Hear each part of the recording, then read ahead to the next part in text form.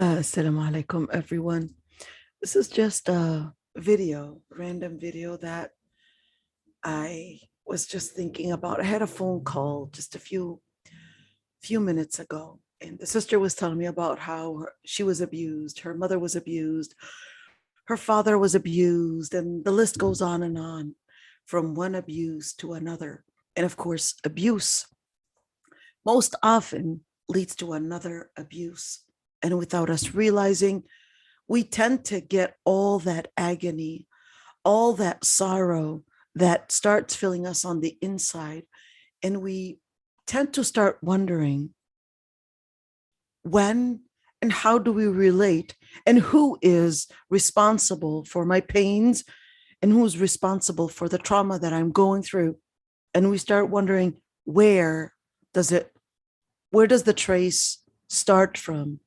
Where does it end? And am I going to also be responsible for retaliating from someone that abused me? And to answer that question, it's just one ayah that I would like to quote. It's not just when dealing with parents, but it's also in dealing with relatives and dealing with so many people out there that might have abused you. In general, there's no doubt that abuse, oppression, and injustice is actually haram and against Islam. But does that mean that I have the right and the justification to retaliate in a different way? Well, I'd like to answer that one in two or three different answers. Number one is that all abuse and all oppression is haram, period. This is not to justify that anybody going through abuse that they have to accept it, or to say that they have to somehow be patient and accept it and be forbearing and accept it. And if you don't have the sabr and accept it, then you're doomed to hell. This is not whatsoever what Islam says. Yes, indeed, to be patient, to have the sabr, indeed is of a higher value than retaliating, than trying to somehow fight in a way that is probably acting in retaliation. Islam tells you and orders you to stop the oppression, but when it deals with parents, it is really hard. So how do I deal with somebody that is abusive? Well, indeed, you have to stop the oppression. You can, and you definitely have the right, where Allah subhanahu wa ta'ala actually says in the ayah, where Allah subhanahu wa ta'ala actually says in the ayah, لا يحب الله الجهر بالسوء من القول إلا من ظلم. That Allah subhanahu wa ta'ala dislikes that people would announce and speak of the different evils and the different wrongdoings and the different sins that people are committing, unless you're oppressed. Then in that situation, you would have the right to speak up and go to someone that is capable of uplifting the oppression. Uplifting the oppression actually means seeking authority. It may mean to seek your relatives, maybe a grandfather, maybe an uncle, or maybe even a different, let me call it, formal authority.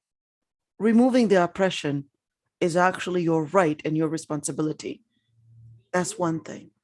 But when the oppression is no longer taking place, can I retaliate, and how do I deal with this? And that's why I wanted to take in that ayah. Allah subhanahu wa ta'ala says, Inna Allah ya'muru bil adli wal ihsan wa ita'i dhil qurba wa yanha anil fahsha'i wal munkari wal baghi. I want you to look at this ayah, where Allah subhanahu wa ta'ala says that He orders that we would be dealing with each other in justice. In other words, this is the general rule when it comes to social justices and justice in general is definitely an issue that Allah subhanahu wa ta'ala had decreed. This is the general ruling.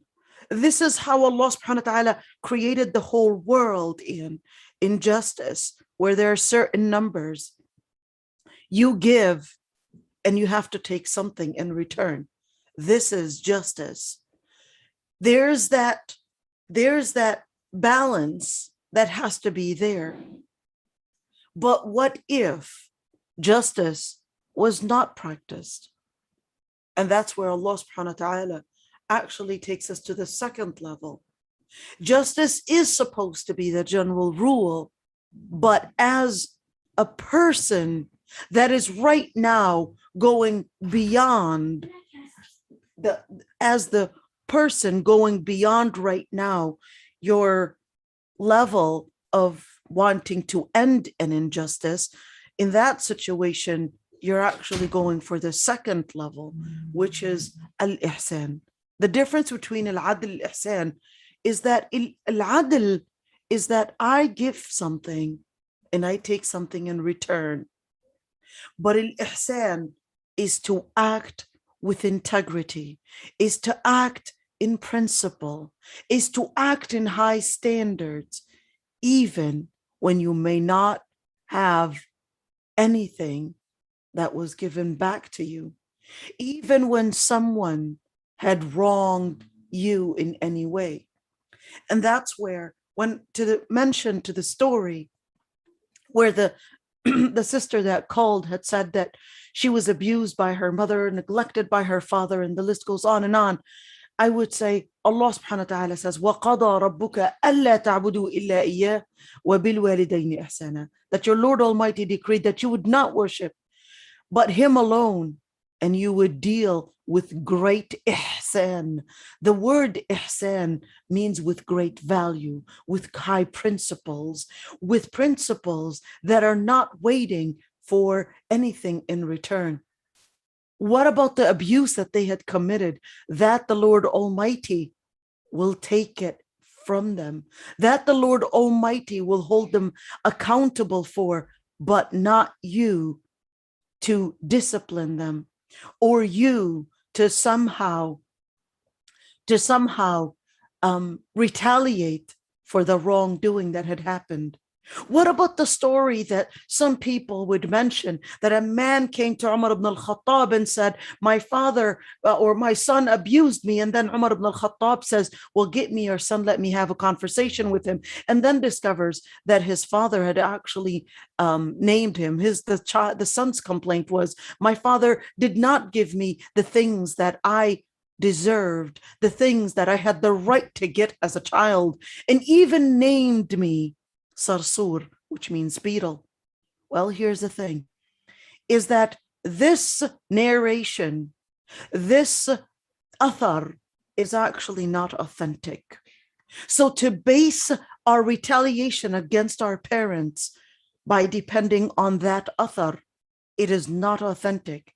We cannot use that athar as a reference to retaliate against our parents. So what if they wronged me? What if they harmed me? And the list goes on and on.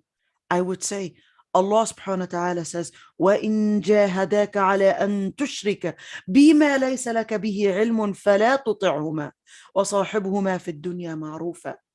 Allah subhanahu wa ta'ala says in Surah Luqman that even if they fight you to associate partners with the Lord Almighty, don't obey them in that regard, and be a companion to them in this dunya with goodness, with kindness, with integrity, and with principle. And that's why he said, وَصَاحِبْهُمَا فِي الدُّنْيَا مَعْرُوفًا. In this life, be a companion to them on those good terms. Even when they had neglected their responsibility, don't neglect your responsibility. Even when they had not been committed to what the Lord Almighty had asked them to be committed to, you live based on the principle that the Lord Almighty asked you to live based on. And that's why Allah subhanahu wa ta'ala says that the Lord Almighty orders that one would live based on justice. But even when one leaves justice, go for the second level, which is living based on ihsan, not based on equality, but based on integrity, not based on equality and necessarily social justice, but based on integrity, high value, and high principle. This is what ihsan stands for. وَإِيتَاءِ ذِي الْقُرْبَى. This ayah is taking us directly because most of the injustices actually come from people that we know, from our parents, from our brothers and sisters, from our relatives. And that's why Allah subhanahu wa ta'ala actually right that minute when he talks about adl and justice, most social injustices happen from relatives that we usually seek support from. But they're the ones to what many times fail us. And that's why Allah subhanahu wa ta'ala says, وَإِيتَاءِ ذِي الْقُرْبَى.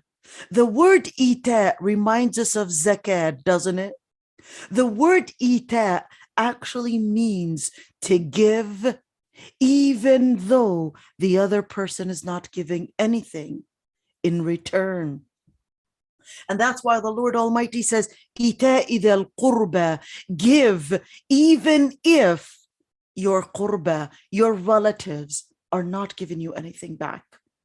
Even if they had wronged you, you live based on the principle. You live with taqwa being the principle, the lens that disciplines, that makes that tazkiyah, that purifies your behavior and that purifies your inside. وَإِيتَاءِ ذِي الْقُرْبَى, and give to the relatives. وَيَنْهَى, and he forbids al-fahsha, al-munkar, al-baghi. Now, here's the thing. Why did it actually talk about that now? Because usually when we're wronged, we're human beings at the end of the day. If somebody slaps you, the first and the normal and the natural consequence or the natural feeling is that we get up to fight back. But the Lord Almighty here, when in talking about the relatives, tells you to pause, because he said, وَيَنْهَى, and he forbids, because usually as human beings, we give the justification to ourselves that it's okay, this person wronged me, therefore I have all the right to swear at them, to beat, to wrong them, to take things from them, to harm them in any way, because they harmed me first. That's usually how we deal with things. But the Lord Almighty emphasized, yes, he understands what the relatives and how the relatives can be the first, instead of being the supporters, being the first ones to stab you on your back. You would have people that are strangers giving you more respect than your own brothers and sisters. This is so common. So the Lord Almighty tells you, not because somebody wronged you in any way, don't go down their level. And that's why he said, وَيَنْهَى عَنِ الْفَحْشَاءِ, and he forbids that anybody would do fahsha. Fahsha is in words most of the times, unless it's fahsha al-fahsha, unless al-fahsha is relating to zina. So, and forbids the fahsha, the things that you might say wrong in words, which is why the Prophet ﷺ explains that, said, لَيْسَ الْمُؤْمِنُ بِالطَّعَانِ وَلَا اللَّعَانِ وَلَا الْفَاحِشِ وَلَا الْبَذِيءِ. A believer is not a person that damns things. لَيْسَ الْمُؤْمِنُ بِالطَّعَانِ وَلَا اللَّعَانِ, is not the one that starts complaining and abusing others. وَلَا الْفَاحِشِ, and does not use any ill language to swear at people. وَلَا الْفَاحِشِ, and does not speak of words that are not appropriate, illicit words to describe things or describe people, or call people by names of animals, or call people by names of illicit names, or using bad words, and we all know those words, وَلَا الْبَذِيء, and does not speak in that language. That's not what a believer does. وَلَا وَالْمُنْكَرْ, a believer, the Lord Almighty forbids that one would practice any form of verbal transgression, physical transgression, or even both verbal, monetary, or physical oppression or retaliation. Even when people go low, the Lord Almighty is telling you, be part of those people that live based on ihsan. Even when people go low in their akhlaq, don't let that gravity pull you down to their level. We can sometimes and many times give ourselves the justification, they started it first, and Allah says, Al-aynu bil-ayn was-sinnu bis-sin. We can always say, hey, they started it first and I have the right to retaliate, because Allah says it's eye for an eye and tooth for a tooth, and we can give ourselves all that. Don't let others abuse you. Absolutely not. In fact, Islam tells you to stop the abuse, no matter how, but not in ways of getting abuse. But I don't know what to do. I don't know how to do it. I'm going to remind you. Allah subhanahu wa ta'ala says, وَمَنْ قُتِلَ مَظْلُومًا فَقَدْ جَعَلْنَا لِوَلِيِّهِ سُلْطَانًا فَلَا يُسْرِفْ فِي الْقَتْلِ. The Lord Almighty says in Surah Al-Isra, whoever was killed in any oppressive way, فَقَدْ جَعَلْنَا لِوَلِيِّهِ, then we had made their guardians, we had given their guardians an authority, a power. فَلَا يُسْرِفْ فِي الْقَتْلِ. What does that mean? That the Lord Almighty is telling them that even if the person was killed, justice will then prevail. Justice will come back, and compensation to be given to that person, no matter how long, it will be given to them in this dunya before the akhirah. How? Well, even if that person died and was killed in some form of a crime or oppression, the Lord Almighty will even grant those that will come later after him from his family the authority. And the Lord Almighty here is giving us that signal that the authority is going to be so big, and he's warning them, فَلَا يُسْرِفْ فِي الْقَتْلِ. Do not abuse that authority and abuse your position and actually wrong even more than what you have been harmed with. That's the same thing. If the Lord Almighty compensates the person that was killed, how is it with the person that was probably abused and all those different kinds of abuse? Remember, the Lord Almighty is Al-Adil. He is the one that is most just. The Lord Almighty will retaliate, compensate for you, no matter how long it may take. Just wanted to say that. يَعِظُكُمْ لَعَلَّكُمْ تَذَكَّرُونَ. And that's exactly what I wanted to do. Just a word, a reminder for myself, for all of us, that we should always live based on integrity, based on the Lord Almighty, and not based on our inner feelings, which could be to retaliate or probably to do wrong. Assalamu alaikum wa rahmatullah.